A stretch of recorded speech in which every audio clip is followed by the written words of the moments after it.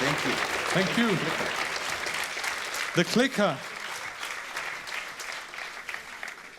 Isn't it beautiful? Beautiful, beautiful. Thank you very much. So let's start off with a little lesson in language. All right? I've been taught a few words while I've been here, so it's now your turn. I will give you the Australian welcome, and you will give it back to me, okay? G'day. Very good. Thank you so much. What a delightful day it's been. So much learning, so much sharing. So I'd like to take you on a little journey that's been very exciting for us. And if we go back to 1999, we were about the quarter of the size we are now as a company. We basically had all of our business in the United States. And we had a dream. We had a dream of taking the blue and yellow can with a little red top to the world. And in thinking about that dream, we had a realization. The first realization was that micromanagement was not scalable. How were we going to take this to the world if we only knew how to manage at a short distance? And I happened to be flying to China, and at that time I was reading a book by the Dalai Lama. And I read this statement, and it said, "Our purpose in life is to make people happy. If you can't make them happy, at least don't hurt them." And I thought about business, and I thought what most businesses do is hurt people. I talk a lot about a dear friend of mine. His name is the soul-sucking CEO. Because most leaders and most CEOs suck the souls out of the companies. So we decided that we would go on the journey about putting pleasure in the job that puts perfection in the work. Now, we've all been talking today about if you put pleasure in the job, you would put perfection in the work. And we all believe this, don't we? Yes. Well, we should believe it because Aristotle said that in 384 BC. So we are very slow learners. So much slow learners that we know, and Gallup has been quoted a bit today, that employee engagement sucks.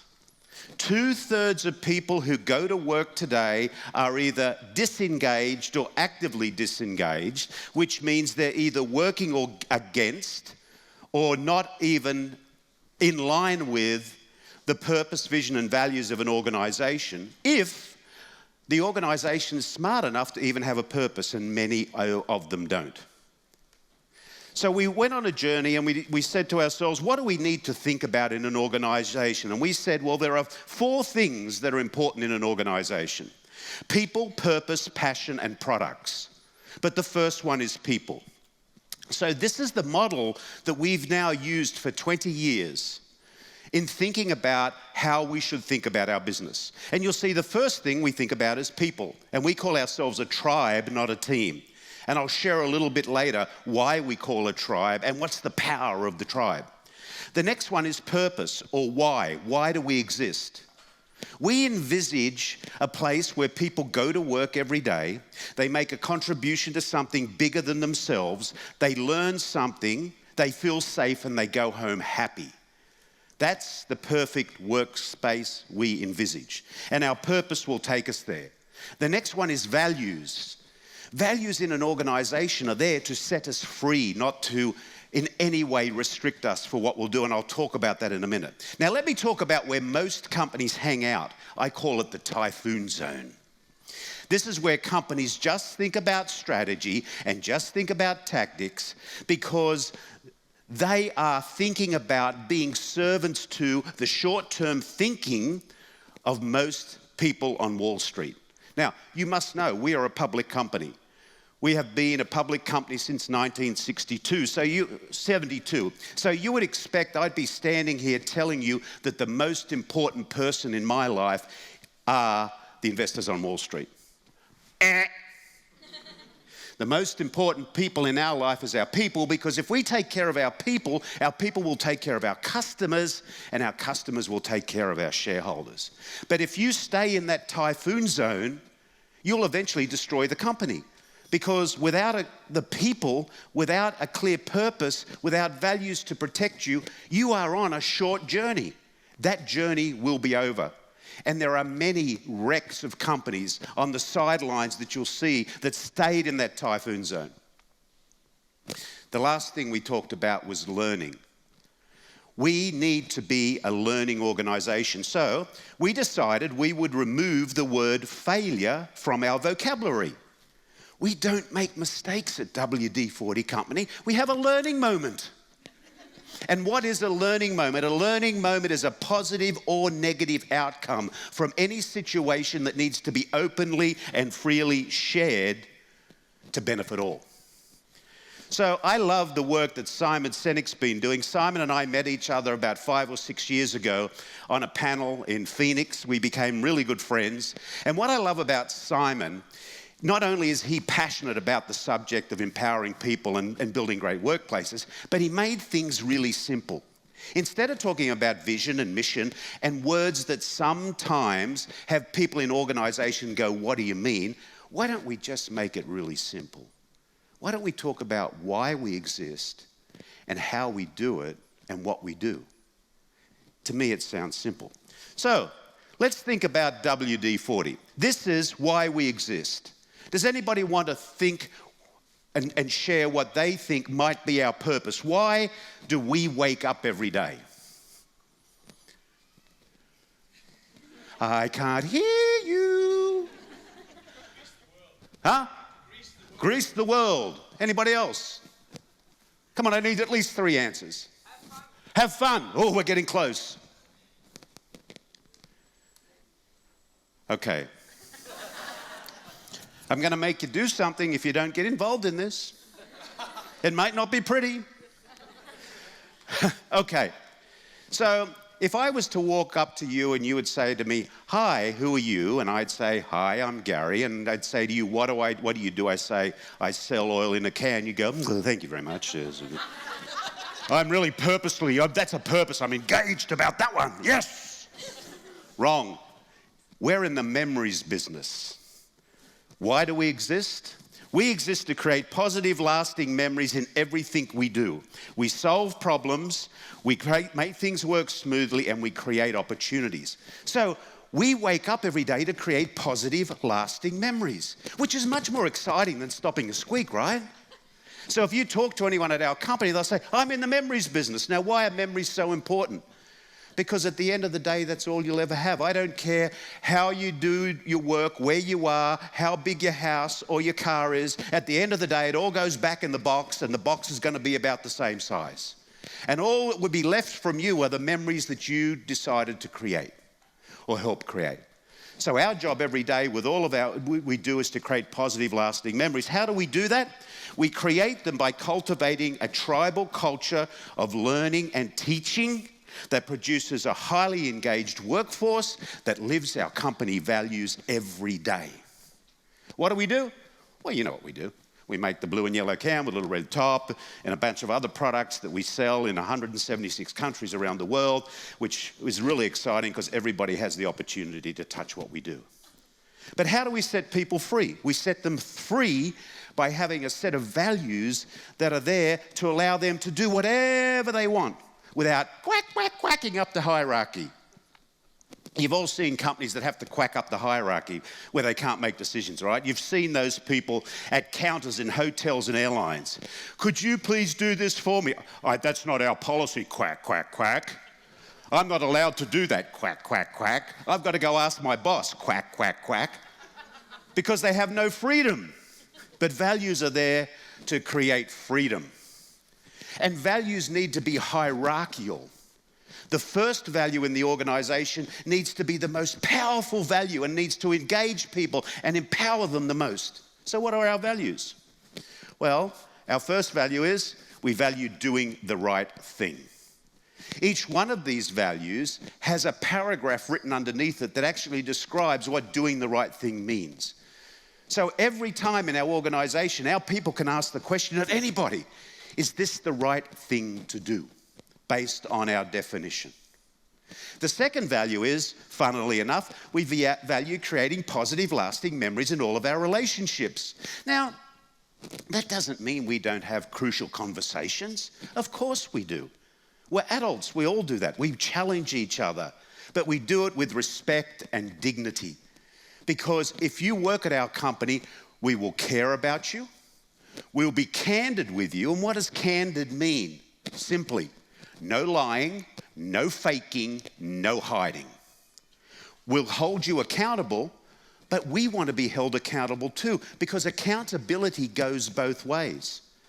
We all get in trouble in relationships and situations because we do not understand what we're holding each other accountable for. I have a beautiful wife and I get in trouble all the time because she says, no, you didn't say you were going to do that. I say, yeah, honey, I did. No. So there was a misunderstanding, so accountability wasn't clear. And we expect our people to be responsible. Our third value is we value making it better than it is today, which is about innovation and development. Our fourth one is we value succeeding as a tribe while excelling as individuals. The tribe comes first.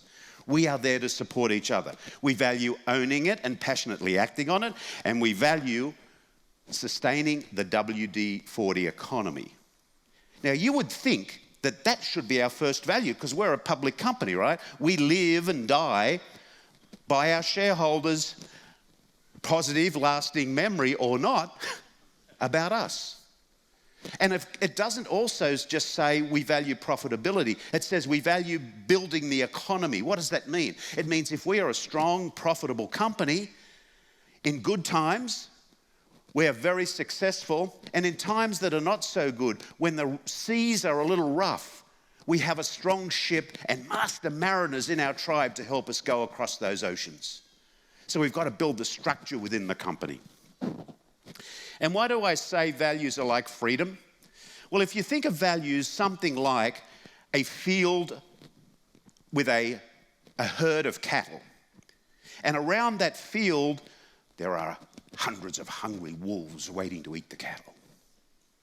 If we put the feed for the cattle in the middle of the pasture, the chances are the majority of those cattle will always stay around the middle or the center of our values. It doesn't mean they're not going to wander off to farther parts of that paddock, but what it does say is that the chances of them going under the fence and actually getting eaten by the wolves are a lot less. So values are there to set people free because we want our cattle to run around in that paddock and have so much fun. There is many, many stories of companies that you've all read where the people have wandered off underneath that fence out to the wolves, been eaten, and had many of their other colleagues eaten as well because they violated values or just didn't do the right thing. And as I said, we love learning moments. Learning moments are so empowering. If you walk around our offices anywhere in the world, you'll hear people talk, this is the learning moment I had. So what is the learning moment doing? It's enriching our learning and making sure that we're there and we're sharing what works, but we're also sharing what isn't working so we can support our tribe members. We also have something else in the company that I think you'll like. We heard about this morning, which was accountability to each other, and we call it the Maniac Pledge. And the Maniac Pledge is an empowering statement that we have everybody understand. And here's what it says. I am responsible for taking actions, asking questions, getting answers, and making decisions. I will not wait for someone to tell me. If I need to know, I am responsible for asking. I have no right to be offended that I didn't get this sooner. And if I am doing something others should know about, I am responsible for telling them. What is that meant to do in the organization? Take this out. You know, the finger pointing, not my fault, I wasn't told, why didn't you tell me, I should know. We are responsible to each other for making people aware and making it so that they understand what they should understand. Everybody in the company takes this pledge.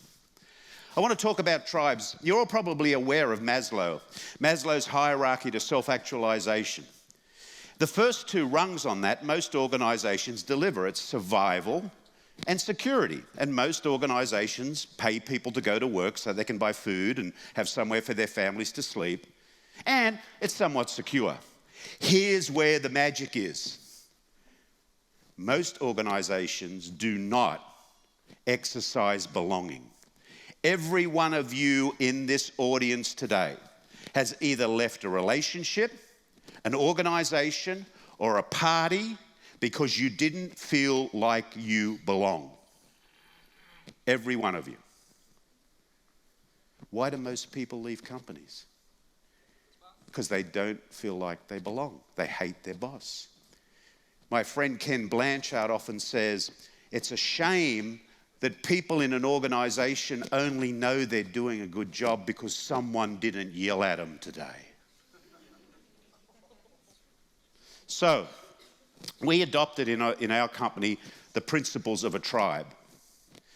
And a tribe to us has behaviors that not only do they enrich the culture of the organization, but they challenge us as leaders. I absolutely love this fable. It says, a lion used to prowl about a field in which 4 oxen used to dwell. Many a time he tried to attack them, but wherever he came close, they turned their tails to another, and whichever way they came to attack, they protected each other. One day, at last, however, they fell apart quarreling and went to the corner of the paddock on their own, and the lion came in and took them one by one. As a tribe, we're united to protect each other. So we did some work and studied some attributes of tribes. And being an Australian, I said, let's study what are the attributes of tribal leadership for the Australian Aborigines. So please, come with me now. Let's all fly down to Australia. Let's go into the middle of Australia to Ayers Rock, that big old whapping rock right in the middle of the country. It's now called Uluru. Let's turn back the time clock thousands of years and let's go to a tribal meeting. And as we enter that tribal meeting, we'll find the tribe sitting around. And there will be the tribal leader. And the first responsibility of the tribal leader is to be a learner and a teacher. Why is that so? Hands up anyone in the room who knows what a boomerang is. Leave your hand up if you've ever thrown a boomerang. Leave your hand up if you were successful at throwing the boomerang. Ah. Throwing, yes. Throwing, yeah. No, but did it come back? No. Your tribal leaders many years ago were not doing good for you. Because the number one responsibility of a tribal leader for the Aborigines is to teach the tribe members how to throw a boomerang. Because if you can't throw a boomerang, back then you would not live, because it was the tool of survival. So our job, number one job as leaders in a tribal environment, is to be learners and teachers. We're boomerang teachers. That's what we must do. The second one is values.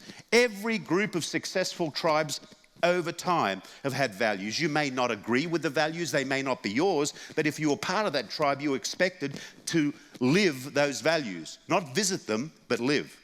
My favorite movie is Godfather 1. Did the mafia have values? Did you know the consequences of not living those values? You may not agree with them, but everyone has values. The third one, of course, is belonging.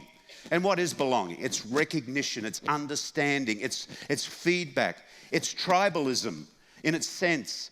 It's wearing the pin that identifies how long you've been in the tribe, and back then it might have been an earring or a stub in the nose. It may be the special shirt that you wear in the organization, so there's belonging. There's future focus. As leaders, if we're going to build an enduring company over time, we have to be looking out on the horizon back there and looking for threats that may be coming to destroy our tribe.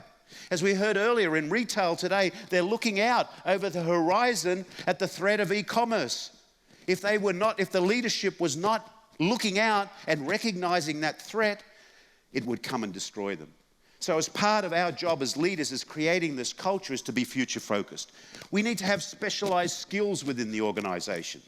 In that tribe in Australia, there were better spear makers and there were very good hut makers, and there were some people who cooked kangaroos better than other people. So we have to recognize it's our job to have these specialized skills. We're warriors. Of course we are, to protect our tribe and to win at our game. And finally, there is celebration. Now, I don't know how many times you've been with Australians, but I tell you what, we know how to celebrate. And in WD-40 company, we know how to celebrate.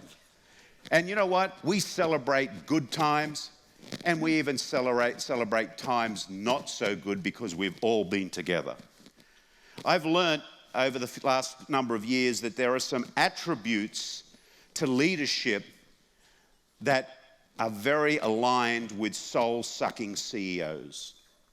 So let me share what these attributes are. Firstly, a soul-sucking CEO does not involve their people. Why should they? Took me hard work to be CEO. I'm the smartest guy in the room. Why should I listen to you? I'm not going to involve you. So why should you feel wanted in this organization? Leaders are always in servant leadership mode. Soul-sucking leaders don't think that way. I'm the leader. You're here to serve me. In fact, I will have the biggest office in the building. In fact, I will have a reserved parking space in the front. In fact, I will have any special privileges that there should be because I'm not serving you. I'm the soul-sucking CEO. You're here to serve me. That doesn't happen in any of your companies, I'm sure. Every office is the same size, right? Yeah, and there are no privileged parking spaces, right? No. Leaders are expected to be competent. Wait a minute, why should I have to be a learner as a CEO? I already got here, I know it all. I'm the competent one. I'm already competent. So why should I even do any more to make myself even more competent? Leaders are connected with a high emotional intelligence. This is where I think some of the major issues are in happiness at work, and it's called ego. And when ego eats empathy, instead of empathy eating ego, you have the soul-sucking CEO. You definitely have the soul-sucking CEO. So as a CEO, we have to have empathy. We have to be able to connect with our people sincerely. We have to be with them in good times and in bad times. We have to be there for them because it's not about us. As a leader, it's not about me, me, me. It's about the people that we lead. Because leadership is not about being in charge. Leadership is about taking care of those in your charge. That's truly what leadership is. That's truly what leadership is. Simon Sinek reminds us of that all the time. Leaders need to exercise good judgment. Good judgment comes from experience. Experience comes from poor judgment. So it's okay to show your vulnerability. We're just simple human beings. So leaders need to show their vulnerability by saying, yes, I am showing good judgment, but it's because I am vulnerable. I'm not perfect. I'm just a basic human being bumbling down this road of life, bumping into stuff. It's important. And then the slide went off. Oh, I got it. Learning moment. Use the green one. Vulnerability, I'm stupid. Leaders have to have a strong sense of self-worth. What do I mean by that? There are times in our organizations when the view of hope is not as bright as it could be. And as leaders, we need to make sure that we are being the people of hope. Now, that is not, just apple pie and mum hope, but hope surrounded by our ability to be able to see a brighter future than we have today and to be able to share that with the people that follow us in our tribe. So it's very important. Leaders value the gift of contrarians. I love to tell this story because I'm going to tell you about someone that's very dear in my life, and that was my mum. My mum lived to 99 years and 9 months old. She passed away about 4 years ago. And my mum was a wonderful contrarian. What do I mean by a contrarian? It means she used to dish out what we call unconditional love. And unconditional love is when someone tells you something that's really, really true and are brave enough to tell it to you because they love you so much. And I used to remember my mum, I used to fly down, I'd moved from Australia, and I'd used to fly down to Australia every year for her birthday, and up until 97 she lived in the family home, and that was for 72 years in the same family home. So just before we moved her into some assisted living, because as she used to say, Garry, my body's ended but my brain's still good. I'd go down, and anyhow, one day I flew down to Sydney, and always I would call her before I left Los Angeles, just to remind her that I was arriving the next morning, because at 97 she used to forget a couple of little things. She had a great memory for stuff I did wrong, but a couple of little things. And I'd call her from Los Angeles airport, and I'd say, hey, Mum, I'm on my way. Oh, yes, Garry, when will you be here, dear? So I'll be there tomorrow morning. Okay. So I'd fly down to Sydney, and I'd get in the car, and I'd go out to our family home, and it was always around 7:30 in the morning, because the plane lands early. I'd go to put my key in the front door. Exactly the same thing happened as it used to when I was 18 years old, coming home at 2 o'clock in the morning drunk. The door would open. Where the hell have you been? You're late. Come inside. There's only 2 words you need to know when your mum's 97. You want to know what they are? Yes, Mum. That's all you need to know. So we used to walk out to the kitchen. We'd go out to the kitchen, and Mum would always have a pink dressing gown on with a faded nightie underneath. She had curly white hair. She'd wear glasses, and in the morning she'd always wear a little beanie because it was sometimes cold in July in Australia. And we'd walk out and she'd say, sit down, Garry. Yes, Mum. Would you like a cup of tea, dear? No, Mum. Bang, you got a cup of tea whether you wanted it or not. I made you some breakfast. Mum, I ate on the plane. Bang, you got breakfast whether you want. You all know this, right? You got mums. Then she would walk around the other side of the table. Now, the table had a tablecloth on it. The top of the tablecloth was white. The sides still had the floral pattern on it because it had faded so much. And then I would hear a noise, and the noise was like, and it was the chair on the other side, and Mum would sit down. She'd sit down, and she'd look at me. She'd take a breath, and she'd say, now, Garry, there's a few things that we have to talk about. That meant you're about to get a very big dose of unconditional love. Like, why didn't you send your brother a birthday card? You didn't call your sister enough last month. All of it's true. We need these sort of people in our business that give us this unconditional love. And although they're not 97, all we need to say is thank you. Thank you. That's all you need to say. Because you know what sucks? 90% of what they tell you is true. All we've got to do is listen, and we'll get better. When Mum passed away, I only took one thing from the family house, the saucer and the cup. And it sits on my bookshelf in my kitchen home in San Diego. And it reminds me every morning when I walk out and I say, yes, Mum, find yourself one of these people and go and have tea with your mum. Leaders move forward, of course we do. We're there to move the organisation forward. We're there to make sure that we have an organisation that's moving to the future. And leaders do what they say they're going to do. One of the biggest ways you let people down is not doing what you say you're going to do as a leader. Leadership is like being on Broadway 24 hours a day, 7 days a week, 365 days a year with the headlights on. Because there is no room to let people down.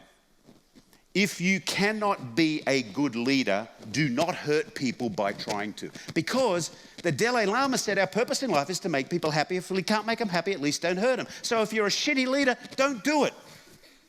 Because all you're going to do is hurt them. And you have no right to mess with people's lives. They do enough to mess with their own life. Who gives you the right to mess with it? Create an environment where they can flourish. And lastly, of course, leaders are champions of hope. There is always, life is a gift. Let's not send it back unwrapped. And we have only time, talent, treasure, and technology to deal with, and none of them are abundant. So it's our job as leaders to help people focus on the things that really matter and to take that hope to a result. Leadership really is a balance. Leadership really is a balance. It's a balance between being tough-minded and tender-hearted And the genius is in the middle, in the and. Organisations that are too tender-hearted, people feel vulnerable and at risk. Organisations that are too tough-minded, people feel vulnerable and at risk. So we have to love them up at work, but hold them accountable at the same time, because people want to feel like they are actually achieving, but achieving greatness in a community where they're recognised. Okay, Garry, all of this stuff you've told us, does it really work? Can anything happen? Can a public company over 18 years actually grow?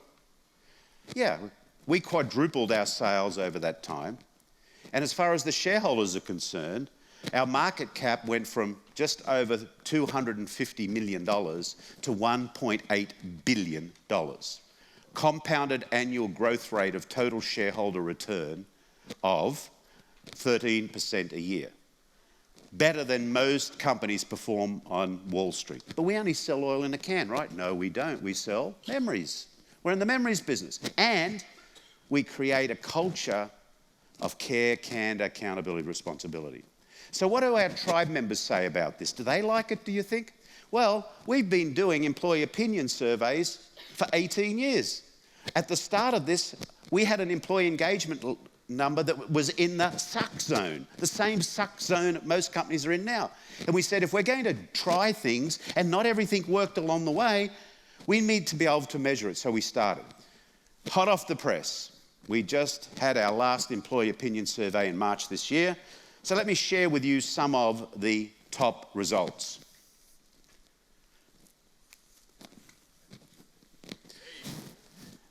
Up 1%, because the last one was 98%. Our global employees said, 99% of them said, I love to tell people I work for WD-40 company. 99%. We get a 96% participation rate in the employee opinion survey. 99%. Employee engagement now is at 93%. Actually, 93.3%. Our stated goal in our annual report is to take it to 95%. I know what results are expected of me, 97%.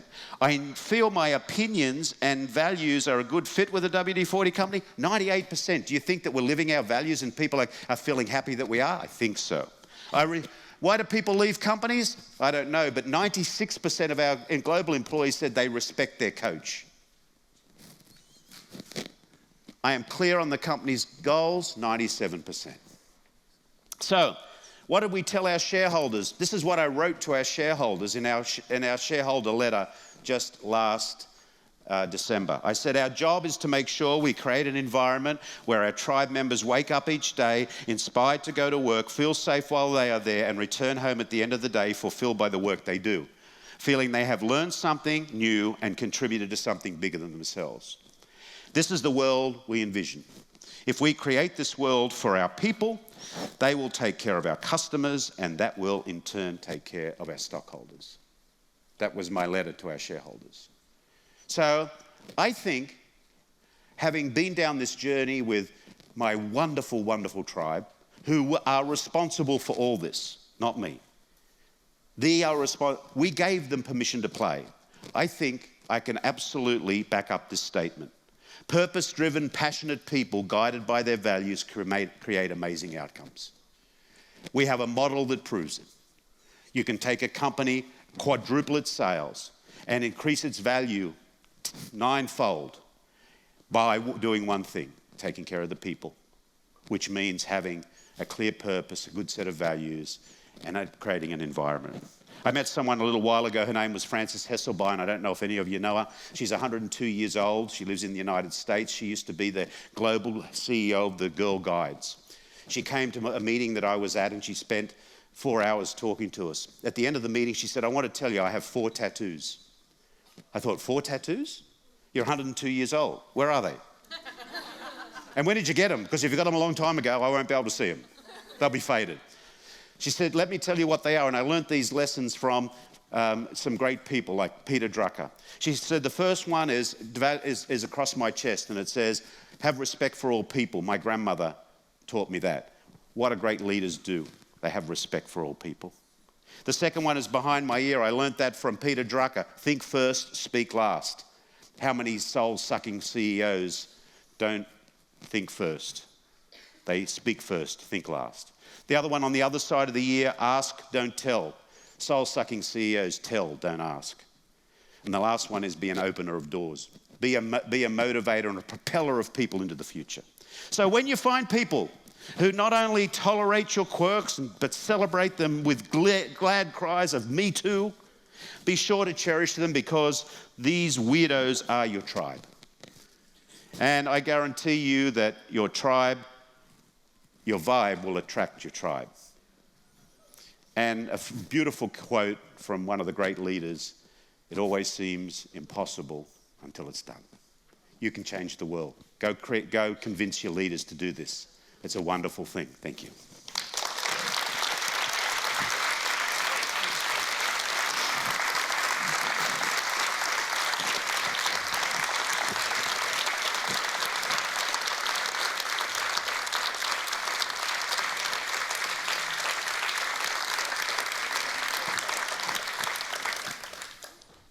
God damn, Garry, you're the man. We could listen to you for hours. Isn't that true? I have 3 questions for you, and I thought about them. So, the first one, your way of being a leader isn't exactly the way of being a leader that is taught in business schools, is it? So, how did you teach yourself to be the leader you are? I had 2 realizations. First one is I learned the 3 most powerful words in life. I don't know. Yeah. And the second one, after learning that, I realized I was consciously incompetent. So if I was to do anything in life, I needed a lot of other people. And the only way I could do that is to help create an environment where they were treasured and they went to work every day and they made a contribution to something bigger than themselves, and they felt safe and went home happy. So if we were going to take the blue and yellow can to the world and create these memories, it wasn't about me, it was about how do we do that with others. Mm-hmm. And those 3 words, I don't know, are the 3 most powerful words I've ever learned in my life. Mm-hmm. Listen and be humble. Stuff like that. Mm-hmm. Okay. The second question is, does being Australian help? I don't know.